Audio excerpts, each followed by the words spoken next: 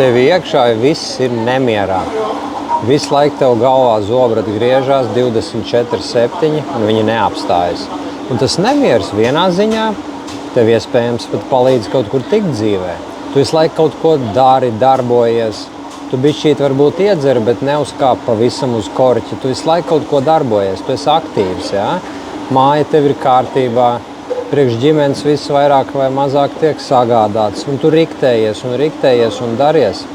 Bet redzi, tā lielākā problēma ir, ka šis te pats nemieris tev arī traucē redzēt pa īstam, kas tev ir vajadzīgs.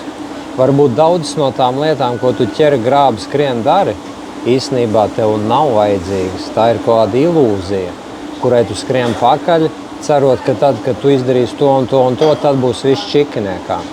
Bet varbūt pa īstam čikiniekā viss būtu tad, ja tu vairāk laika pavadītu ar sieviņu, bērniem un būtu mierīgāks. Un tad tu ar skaidru saprātu redzētu tā skaidri dzīvē, ko tev patiešām vajag. Pavērtos citi ceļi, citas domas un līdz ar to citas iespējas. Tā kā ir ļoti svarīgi no šī te iekšējā dzinuļa tikt vaļā.